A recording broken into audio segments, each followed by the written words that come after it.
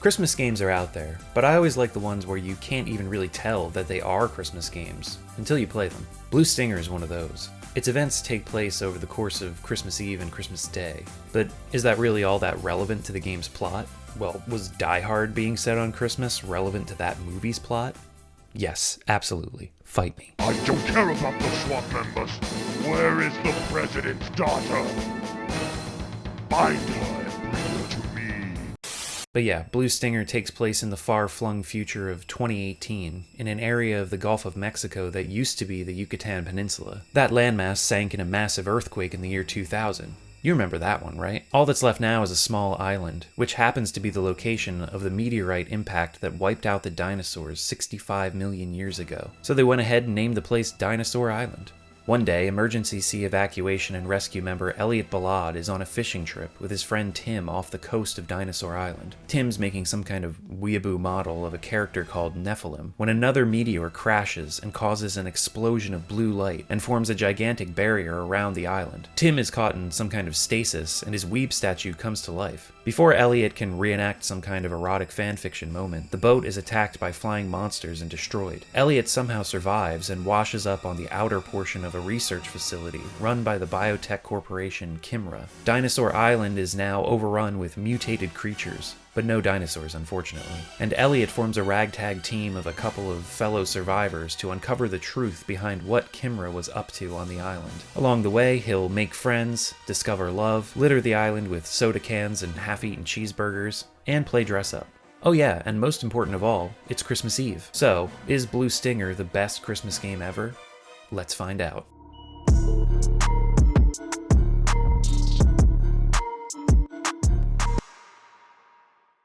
Blue Stinger was developed by Climax Graphics and released for the Sega Dreamcast in 1999. It was published by Sega in Japan and Activision in Europe and North America. Blue Stinger actually sold poorly in Japan, where it came out 4 months after the launch of the Dreamcast, but it was a launch title for the console in North America and Europe, helping to bolster its sales in those regions. Some would label Blue Stinger as a horror game. And sure, there are monsters and mutants and freaky-looking dog creatures, but with the abundance of weapons available, not to mention other goofy ways that you can dispatch enemies, these creatures are never really all that threatening. The setting also isn't all that scary, unless you consider the consumerist hell that is the holiday season terrifying. Then I could see you making an argument there. The original idea for Blue Stinger was thought up by developer Shinya Nishigaki, who wanted to create a game similar to the Western action films that he loved. It started out as a Saturn title, but was reworked for the Dreamcast at Sega's request. This is where the flat look of the graphics originates from.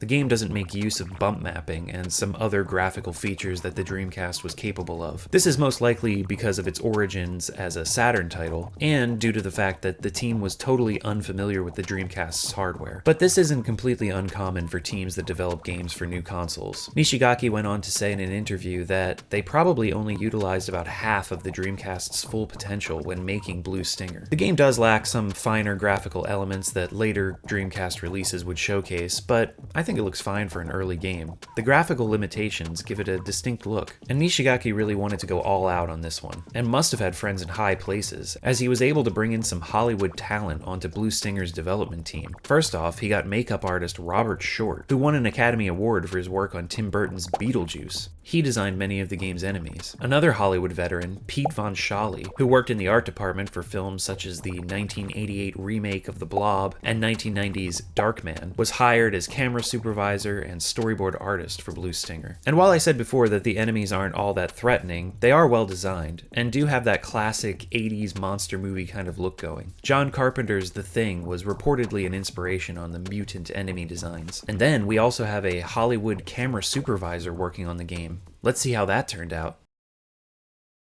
What happened here? Well, okay, so some of you may already know this, but Blue Stinger actually has a completely different camera system depending on which version you're playing. The Japanese release used a fixed camera that moves along with the action. This was a design choice by the developers, who wanted to give the game a further layer of cinematic flair. I mean, they brought on a Hollywood storyboard artist and camera supervisor for just that reason. But you see that publisher name there. It's our old friend Activision, and they refused to release the game in the West unless it had a behind-the-back camera, because they felt the way the Japanese Japanese camera worked wouldn't appeal to Western gamers. So the team at Climax were forced to create an entirely new camera system on Activision's orders. And 3D camera systems, especially during this era, were not known for their quality in many games. Add to that a group of developers who had never intended for their game to have that kind of camera system in the first place, and you end up with this.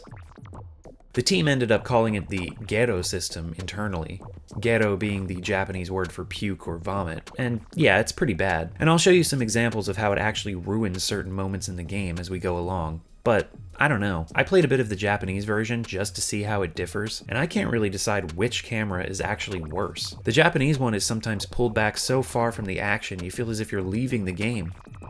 Hey, where you going? And in other instances, it swings around wildly, and I felt more nauseous using this one than the one in the Western release. But if you do like the Japanese camera better, you could just play that version. And luckily, you'd also be able to understand the story, because guess what? The voice acting remains the same between the two releases. There are some Sega veterans here too. Elliot Ballade was voiced by Ryan Drummond, old Sonic Gotta Go Fast the Hedgehog himself. Corpses? Did you say there are a number of corpses around? Where? While the late Dean Bristow voiced Dogs Bauer. If you're Elliot, you must be with Tim. Tim is what? Dead? I don't know. I don't know. I don't know! And he was also the voice of Dr. Robotnik, or Dr. Eggman, as he was known in the Sonic Adventure games. That's a nice Sega in-joke to have these two voice actors who play arch-enemies in the Sonic games play best buds in this other game. Lonnie Manella rounds out the main cast as Janine King, and she voiced Rogue the Bat in the early 2000s. You know, at this point, nothing surprises me anymore. My name's Janine King. Nice to meet you, Elliot. She also acted as the voice director for Blue Stinger, but I don't know if we can place all the blame for the terrible delivery on her shoulders. As some of you pointed out in the comments of my Shadow of Memories video, when games of this time featured English voice acting only, they were most likely recorded in Japan to save money. So some of the unnatural delivery may be the result of producer input from the Japanese side, by people who don't really know what natural English sounds like. And we've got a ton of that here. Beat him, Neffy! Please! Before we jump in any further, I want to give a special shout out to the Dungeon Dwellers who support this channel on Patreon and through YouTube memberships. If you'd like to join them, stick around until the end of the video to find out how. As Elliot naps on the edge of the landing, we witness a helicopter crash nearby. Then Nephilim reappears and we finally get our erotic fanfiction moment. She gives Elliot a vision of a meteor and a space dragon. Cool. Nephilim flies off and we're treated to the elegance of the reworked camera system. Fantastic. It's not long before Elliot gets a call on his radio from Janine King, part of the KISS, yes, you heard that right, the KISS security team on Dinosaur Island. This is Janine King, KISS Dinosaur Island Security Office. Currently, the island is under an emergency situation. Do you read? Dispatch D7 equipped rescue. The location is... Before Elliot can learn much else, the signal cuts out, and as he heads for the security doors, we get a quick shot of this dude lurking in the background. But when Elliot turns around to check, there's no one there. Just a can of small Hassie left behind. Delicious, refreshing, small Hassie. Yeah! Yeah, Elliot exclaims, Yeah! every time he picks up an item, so get used to that. At the doors, Janine calls back requesting a rescue team, which is Elliot's job, by the way. But he says he's on vacation and unarmed, so he also needs help. Janine tells him to search the corpses nearby to find a security card. Then she gets a stomachache or something. First, find an ID card. I'm sure there are a number of corpses around. You should be able to find one of them with an ID card. Oh! What happened? Corpses? Did you say there are a number of corpses around? Where? Yeah, good point, Elliot. Where are all these corpses that you speak of, Janine? Oh, there they are. Elliot is attacked by a giant monster just outside the facility, and we're rescued by one of the greatest video game characters of all time, Dogs F. Bauer. Dogs fucking Bauer. Who are you? Dogs. I'm a captain of the SS Deanna. If you're Elliot, you must be with Tim. Tim is what? Dead? I don't know. I don't know. I don't know? Is that Acer's answer? You know, Tim once told me he had a high-level Acer member as a friend. Where are you going? To the island? I am still a rescuer. There are people there who need help. What a joke. Obviously, you're going to need good help, like me. I can't let a wimp like you go alone. Whatever. Yeah, the game needs a few seconds to transition from story events to gameplay, I guess, so we often get these weird camera angles whenever that's happening. You'll get used to that too. Now that we've met Dogs, aka the GOAT, we can talk about the character switching mechanic. Throughout the game, you can switch between both Elliot and Dogs, and they each have different characteristics and weapons they can use. Dogs can push certain movable objects, like right here when you first get him, you can push a box to grab a keycard on the roof of this security room before heading further into this facility. This is where we get our first taste of combat, and here the characters also differ. Elliot moves faster and has some hand-to-hand attacks by default. He can also be equipped with melee weapons. As for guns, he mostly uses smaller weapons like a pistol and a shotgun. I said a shotgun. I guess no one on the development team knew what a shotgun was. Elliot also gets a couple of heavier weapons like a napalm gun and his very own bazooka. Dogs moves slower, but he has heavy weapons like a railgun, my personal favorite, Gatling gun, and a super bazooka. He has a block move that he can utilize to negate physical attacks, and you can exchange his ranged weapons for t-shirts that give him different fighting styles, like karate, wrestling, and sumo.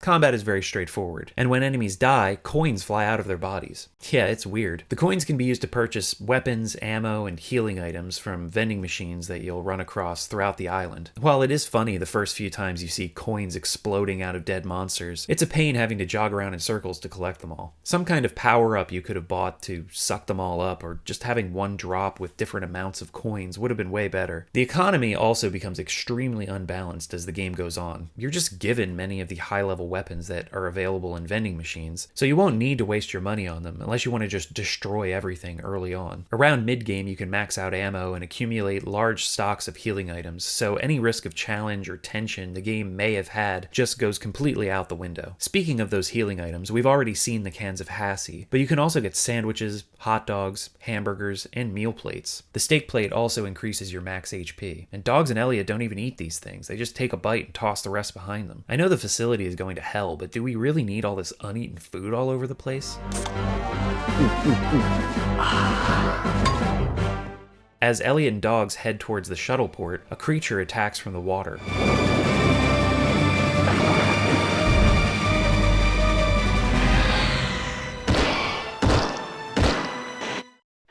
What the hell? Over there!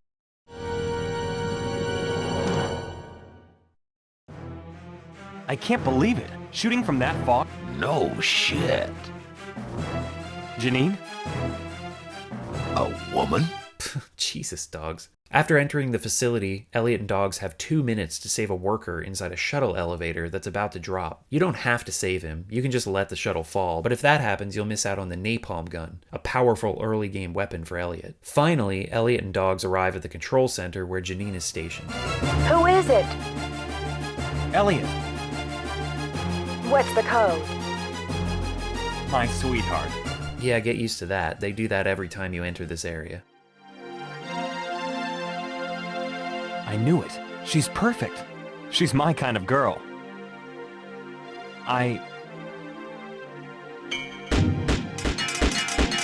Oh, that's just my weeb angel. Don't worry about that. I'm Elliot Ballade. Thanks for helping me.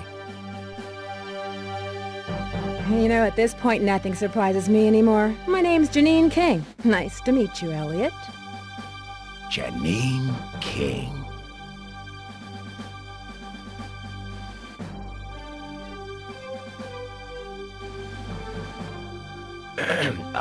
Elliot. Let me introduce Janine King. Why are you introducing her? You just met her, and Dogs has been standing there the whole time. The dialogue delivery is such whiplash that it's hard to know what tone they were going for in any given line. Not to mention the camera constantly switching and swinging around for no reason. And this hairy guy is... His name is Dogs Bauer. He's a captain of the SS cargo Deanna. What? You guys know each other? I don't know her. We'll find out more about what's up with that later. So anyway, Elliot doesn't think one meteor created a giant barrier and a bunch of monsters. We'll soon find out how wrong he is about that. I researched the database of this island's lab. Amazing! This lab immediately achieved the top revenue in the bio industry. Ever since then, it keeps on moving up. They should pay me more so I can pay off my tab at the bar. Every time Dogs opens his mouth, it's gold. I need an ID password of a lab employee. Shit. I may know how. You have an ID? Let's go to Rat's place. Rat's place? The bar where you ran up your unpaid bill? Why do we have to go drinking now?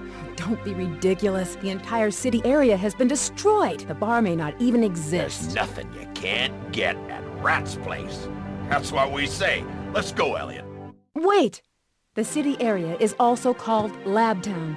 You need a pass to get inside. Use this. Janine stays behind because of her injured leg, but with her pass, Dogs and Elliot enter Lab Town to find an employee ID so they can get more information about what's actually happening on the island. And welcome to the most maddening background music in the entire game.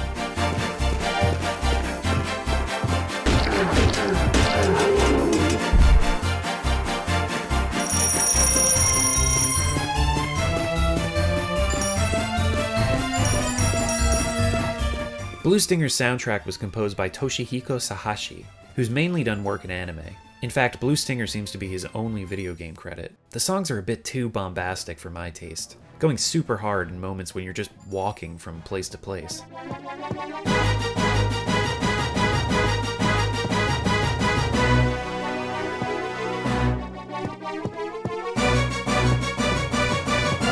Then there's this theme to the shopping district, a generic Christmas jingle that's guaranteed to get stuck in your head and make you want to smash your speakers, especially as you get lost in this area's maze-like design. And that brings me to my biggest complaint about Blue Stinger, the level design. The team said they were striving to create environments that seemed lived in and realistic. And I guess that would be true if you lived in a maze, because that's what almost every area in the game is laid out like, with the most convoluted ways of getting around. There are maps you can download, but I found most of them almost totally useless because there's nothing marked on them, and they're sometimes broken up by individual sections of areas, so it can be difficult to get your bearings. Whenever I got lost and tried to look at one of these, it never helped. The best thing to do is just wander around and get familiar with the locations. Each area is distinct at least. I can recall most sections of the game, but within those sections are some reused elements that make things feel repetitive. There's no way to sugarcoat this. I really hated the exploration in Blue Stinger. These areas are so ass backwards that the quote-unquote shortcuts that you unlock don't even help you get past some of the annoying bits of level traversal. This only gets worse as the game progresses too.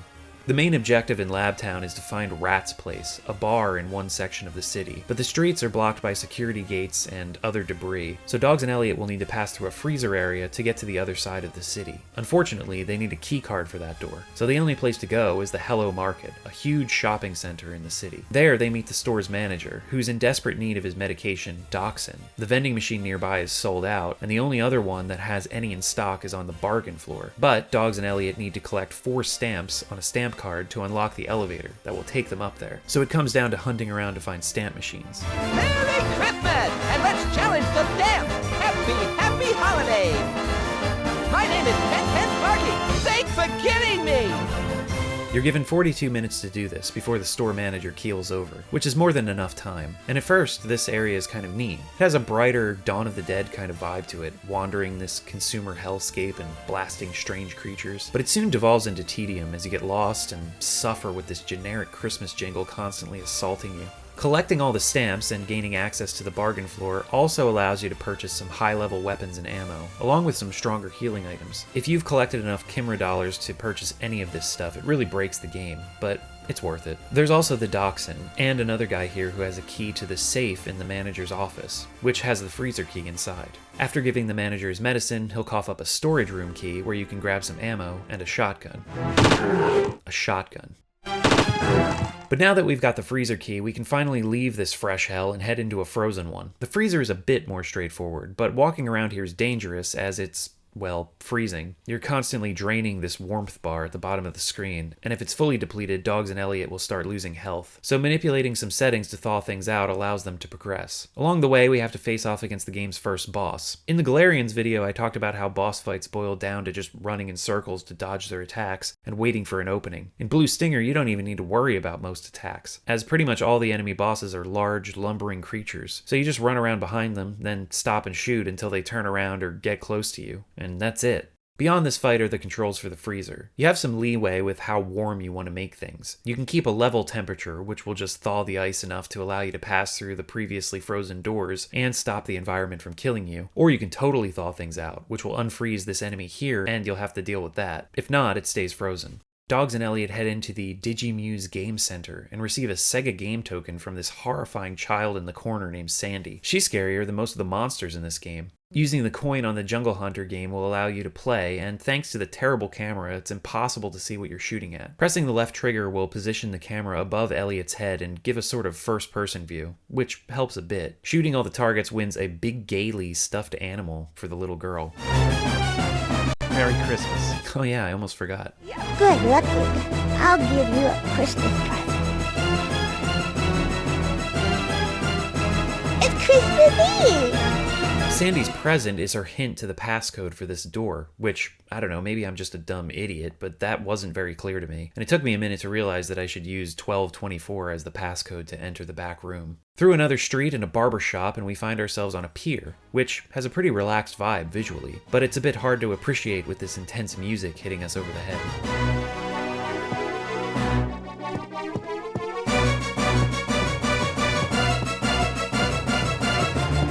Elliot and Dogs have finally arrived at Rat's bar. Dogs pushes the pool table out of the way, which reveals some stairs, and hey, this also looks familiar.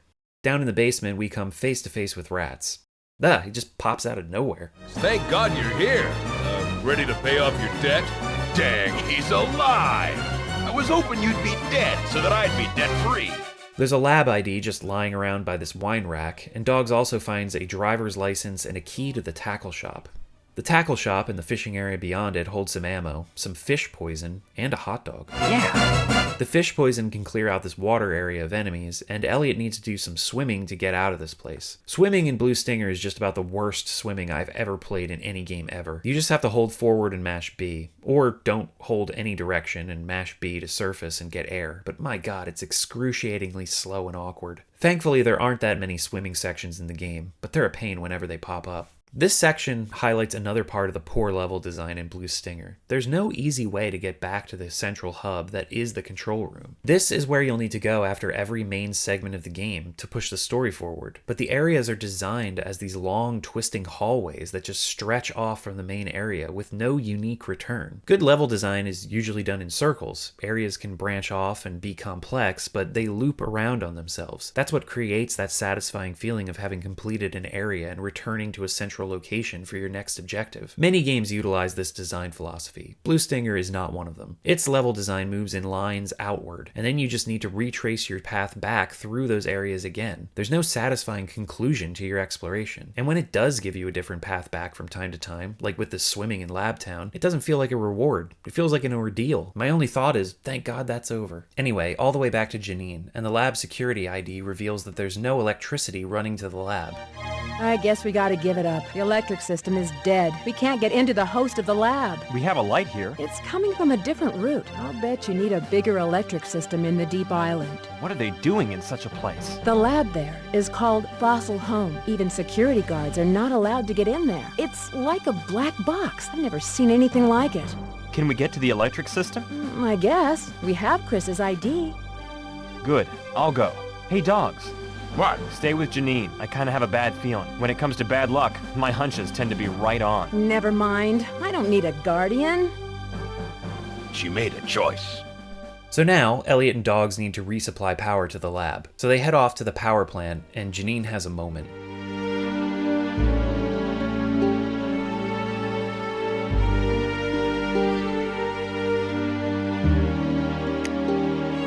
What?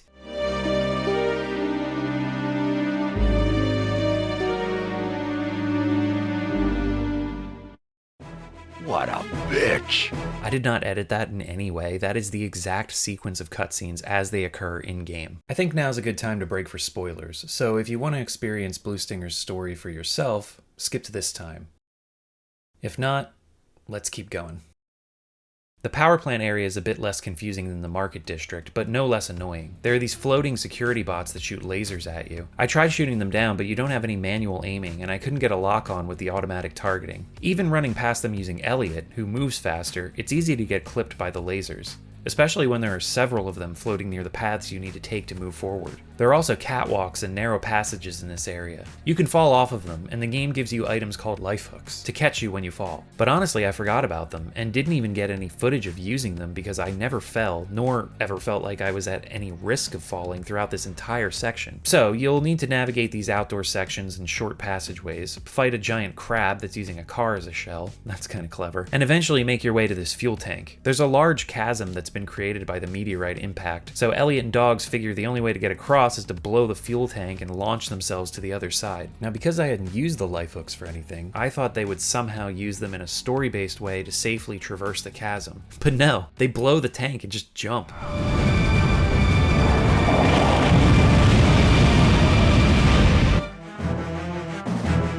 Now let's go back and check this bit out frame by frame. Elliot lands straight-legged right on his fucking ankles, which probably should have shattered every bone in his lower body, or launched his femurs out through his shoulders. After that, he bounces and doesn't even do a tactical roll. He just deadass lands on his ankle again and rolls. But he's alright. Nice camera angle. So a few more passageways and the boys have made it to the power plant. They need to turn the power back on by repairing damaged electrical cables inside circuit rooms. You get clues for which rooms to check from the main computer. And look at Dogs cheering on Elliot as he cranks open this door. Once all the circuits are repaired, the power still doesn't come back, and they discover a bunch of power-sapping bugs that need to be taken out so the electricity can reach maximum output. The camera makes this bit more difficult than it needs to be, but the pseudo-first-person trigger helps some. Once all that's taken care of, the boys can finally return to the control center, and you know what that means, walking all the way back there. The way back is slightly different because we launched ourselves over the chasm on the way here, but again, no looping level design. There's also another crab monster with a jeep on its back. It's fought in a tighter area than the one before, but is otherwise exactly the same fight. We do get a jeep key from it. Just before getting back, we get another erotic fanfiction moment involving Nephilim and Janine. Nephi? Yes? Elliot and Dogs return and Nephilim flies off somewhere. You did this? I guess she's not on our side after all.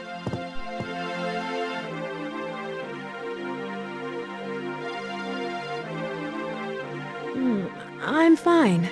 Nephilim is not an enemy. I can see now what she's trying to tell us, but... But... Well, it's a vision. Hard to describe in words. She's not human. I think that's obvious. Yeah, that was my first reaction too, Dogs. Janine thinks Nephilim's body and soul are detached, and it's just Nephilim's soul floating around right now. And if that's the case, where's the body? Now that the power's back on, Janine can see more of the facility, and there's a strange blue light deep within the research lab that Janine can't identify. Merry Christmas! Here's another arbitrary reminder that this is a Christmas game. It's now the 25th. Oh, this is the worst Christmas I ever had. I feel you, Dogs. Damn, it's my payday. Did you miss a date tonight? No way. Let's go. To the bank? No, to the place where the blue light's at. Is this supposed to be a conversation? There were a bunch of words spoken, but what the hell is anyone actually saying? Anyway, hop in the Jeep, and no, we don't get to drive it, unfortunately. It's just a cutscene. Inside the research lab, Elliot and Dogs need to change into clean suits to get past the bacteria check. I can't fit into a size M. Unfortunately, Dogs can't fit into his suit. Elliot finds a lounge key in his pocket, and in the corner of the lounge, neatly folded up, is a Santa suit. This Santa's outfit is size LL. Hey, what are you suggesting? It's perfect for you. I guess I have no choice. It suits you. When you have a kid, I'll visit you from the chimney. What? Changing into clean suits isn't enough, though. It's time for a bath. Look at that. It's a bathtub. Cool. What do you mean, cool? What? Stink. It's the smell which burns out. What are you saying? Really? Sorry, I can't hear you over the poorly balanced audio. I'm gonna take a bath. Nothing's gonna stop me. What you'll do if the monster attacks you while you're butt naked? I'll fight back butt naked. Stop whining. Let's jump the tub. So then Dogs and Elliot take a bath together. Taking a bath in the middle of a battlefield. That cool. Well, I guess. Hey, you more macho than I thought. Shut up. Now that Dogs and Elliot are all cleaned up, they head into the lab. Dog smells something weird in the protein storage area and says he needs to go check the smell. This is confusing because you actually need to switch to Elliot to investigate the protein warehouse. Dogs won't enter. So after some faffing about, I got switched over to Elliot, and a gigantic gelatinous blob packed with protein drops down from the ceiling at the back of the warehouse. Elliot's got himself a skin flare-up from swallowing the protein-packed monster goo. Christ. So we need to find an antidote. Trying to take the elevator down to the lower floors of the lab results in it locking because of Elliot's contamination. So the two need to meet with one of the scientists who's still alive in the lab.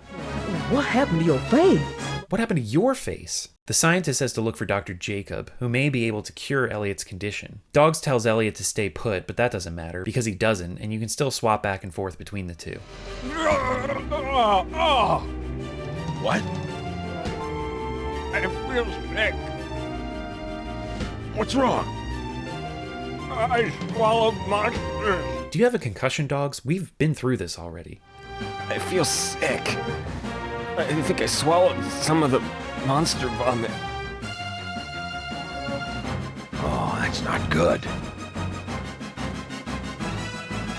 Elliot, you look sick. I don't know why, but there are several conversations in the game where the characters will just repeat what they're doing. I guess this helps if you step away for an extended period of time and then try to jump back in. But as someone who played through this over the course of 2 days, it was just baffling that they kept doing this. Elliot's going through some changes.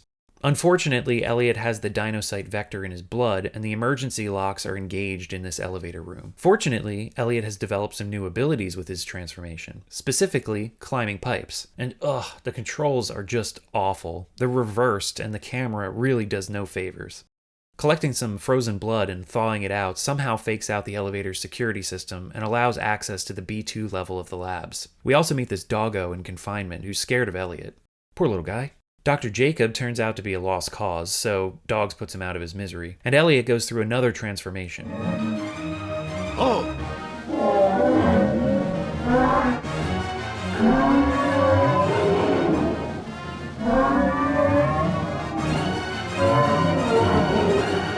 If you change again, I'll kill you! We then find out Elliot has only 30 minutes left to live. This can be extended by breaking test containers of a chemical on the floor above and having Elliot take a dip.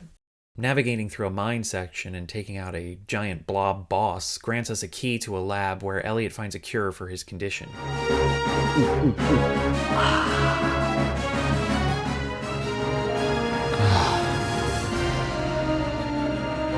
Are you all right? I'm fine now. I'm okay. Oh, man. I thought I'd have to kill you. Not today, Dogs. Not today. Now we can check back in with the doggo, and since Elliot is back to normal, the dog likes him, and Elliot finds a keycard in its collar. Back near the beginning of the lab area, Elliot and Dogs Bauer, not the dog we just saw, use that card to enter the clone room. What in the hell is this? I guess this is the research Kimura Tech has been engaged in. On the other side of this room is a long descending corridor filled with enemies, and man, was this really necessary? Dog's railgun helps a lot here. At the bottom, there's only a security terminal with a simulation of the meteor strike. And that's it. Dogs and Elliot learned that whatever struck the island is stuck at shutter number 5 out of 7, and there's something else, much bigger, down in the core of the island. Elliot deduces that the meteor is the source of the blue light, which, well, yeah. And he also immediately figures out that the meteor is Nephilim's body. What's the purpose? Oh, it's obvious. There's something underneath there. The meteor wants to get right through it. The disc we found might tell us something. Hey, we should have Janine check this out. Also, Nephilim shows up for a second. See ya. Wait, so that's it? We just watched a simulation of something we already knew had happened, and now we just have to go back? Well, surely there's a shortcut or something. No, there isn't. And you have to climb the ladders now. On the way here, you could just jump down. Why? This whole part was pointless. Through the research lab, and the two change back into their normal clothes. Where the hell did you get that tactical vest, Elliot? Once out of the building, oh, of course we can't just drive the Jeep back either, we have to just hoof it. On the run road leading back to the power plant, we also need to navigate this broken roadway with narrow pipes. This isn't an interesting challenge. It's not even challenging at all. It's just boring padding. Just give me an actual shortcut and make me feel rewarded for having accomplished part of the story. Finally, Elliot and Dogs make it back to Janine, and we have to watch the goddamn simulation again. Why did we have to do any of this in the first place? Oh god, I'm losing my chill. Ugh. Thanks to Dr. Jacob's disc, the team finds out that the space dragon is actually a creature named Jaskany, and it's contained in a giant egg underneath the island. So the meteor that wiped out the dinosaurs was actually a space dragon egg. Remember the big earthquake in 2000? 18 years ago? Remember that this game is set in the future? Yes, this is the cause. It began to hatch. If the public finds out about this, the world will erupt into chaos. Don't they have a fail-safe plan? Good thinking, tough guy. Kimura Tech did set up a plan. What is it? An orbiting laser-guided missile-launching satellite. The target is locked onto the center of Dinosaur Island in case of an outbreak. That's impressive. Remember, Nephilim crashed into the satellite. There goes the fail-safe plan. Nephi. God damn it, Nephi. So Janine's big plan, instead of using an orbital satellite weapon, is to shoot it with a rifle.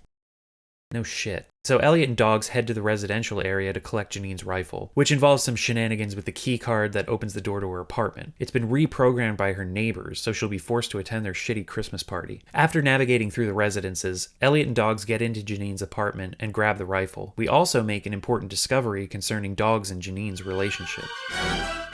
Hey, what's this? None of your business. But this lady holding a baby, she's an Easter shooting instructor. Jean King, my ex-wife. Then the baby is... Janine, my daughter. No, you're kidding. Wow, the plot thickens. Why did you get a divorce? How about it's none of your fucking business, Elliot? So Dog's wife passed away while Janine was still young, and Elliot has all the emotional maturity of a sledgehammer. I really feel for Janine. Look, kid, keep your hands off that girl. Don't try to run my life, Dogs. What do you say? Let's go. Janine's waiting.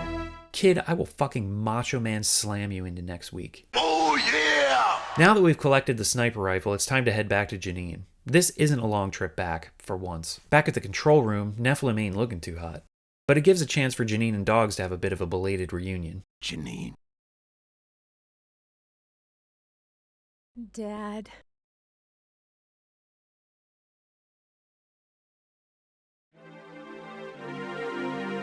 Oh god, the camera. Janine explains her master plan. They need to head to the top of the wave tower and shoot a hydraulic pump with her rifle. Destroying the pump will open the remaining shutter doors, allowing the Nephilim meteor to fall onto the space dragon egg, hopefully destroying it. So the three of them head out to the wave tower, and they need to go through the tidal power water pump. A water pipe, basically. So you know what that means. More swimming. Actually, Dogs and Janine take a vehicle here. The capsule on board only holds 2.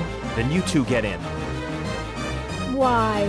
What a whiny reaction. I don't want to go with my dad. So Elliot insists Dogs and Janine take the vehicle while he follows behind. Well, don't get in like that. They couldn't have designed seats for this thing. It looks ridiculous. Away they go. Actually, this water pipe segment isn't too bad because there are places to walk on the sides of the pipe. You don't have to swim through the entire thing. That would have been miserable. After arriving at the wave tower, Elliot gets a call from Janine telling him that she and Dogs are stuck in the elevator, and Elliot makes the long climb up the wave tower, along the way getting a nice view of the crater where Nephilim's meteor crashed. At the top, Elliot restarts the elevator. Good.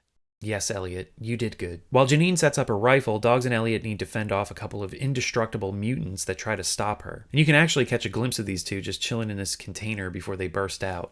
This is the easiest part of the whole game. Just position Dogs or Elliot right here on the path leading to Janine and just alternate left and right and fire every few seconds. You have to fend them off for 3 minutes and 45 seconds. I use Dogs because his railgun knocks the enemies back after every shot. And yeah, this is it for over 3.5 minutes. Thrilling. When the timer's up, Dogs and Elliot just toss the monsters off the side of the tower. Maybe should have just done that in the first place. And Janine fires, destroying the hydraulic pump, opening the shutters, and letting the meteorite fall.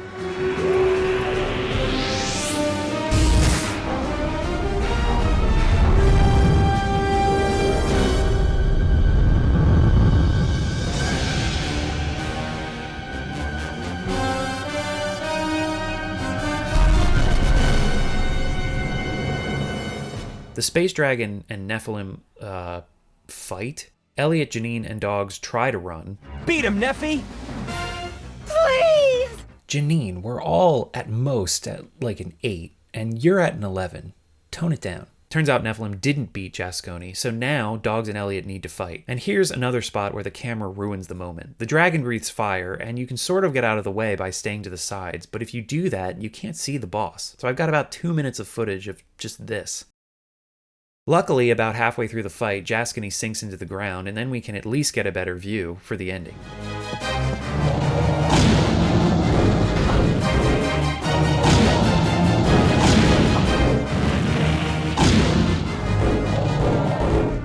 The space dragon explodes, and another blue light encompasses the island, breaking up the barrier and revealing Nephilim.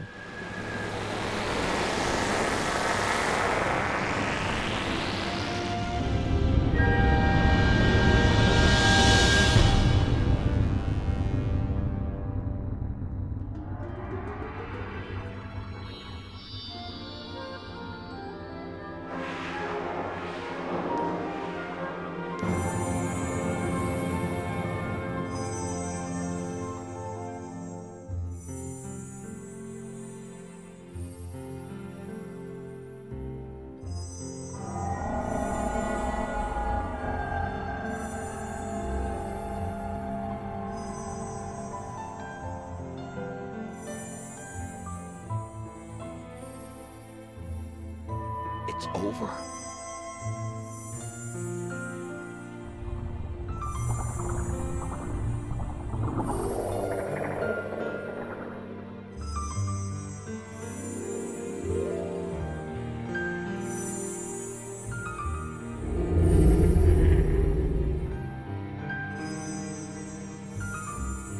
Nephilim.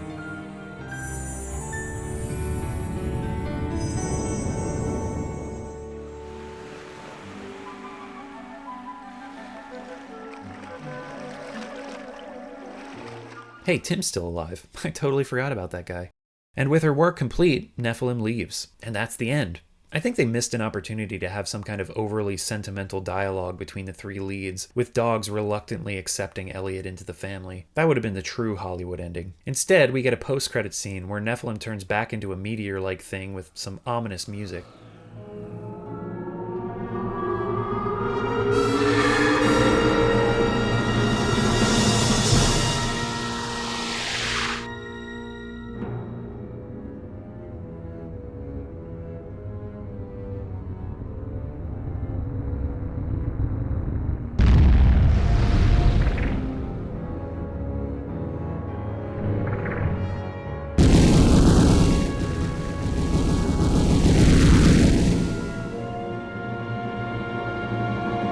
It's then revealed that there are a large number of these things just floating out in space.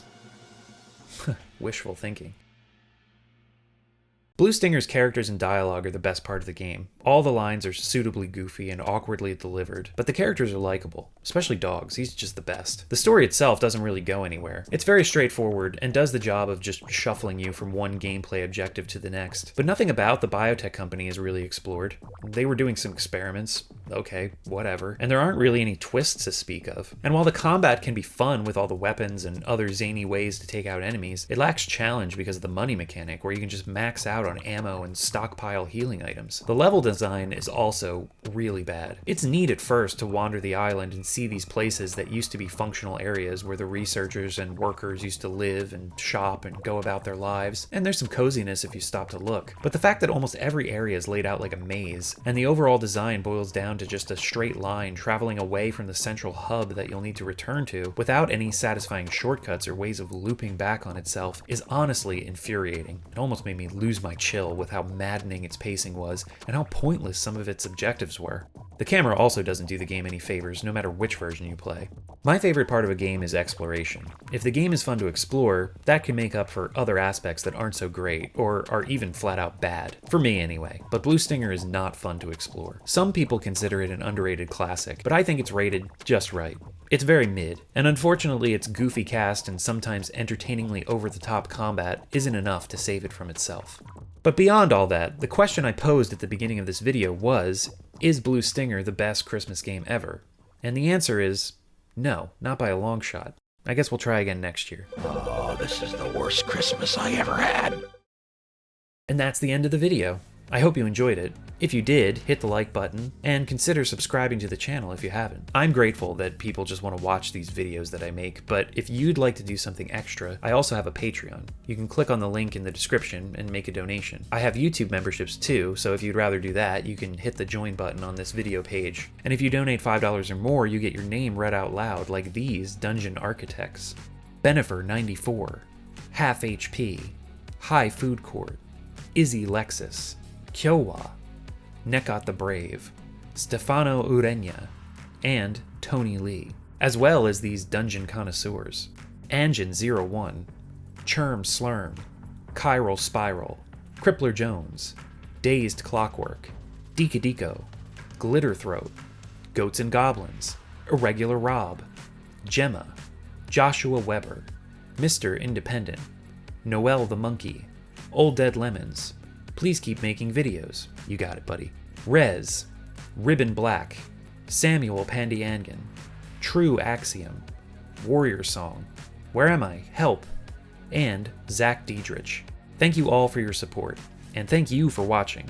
And a Merry Holidays to you, whatever you celebrate. Or if you don't celebrate anything, then I hope you have a good time just being. I've got one more video for this year coming out in a few days. It's a Q&A video. I asked for questions, people gave them, and I'm going to answer them. So that'll be fun. But until then, Blue Stinger, check it out. Dungeon Chill, out.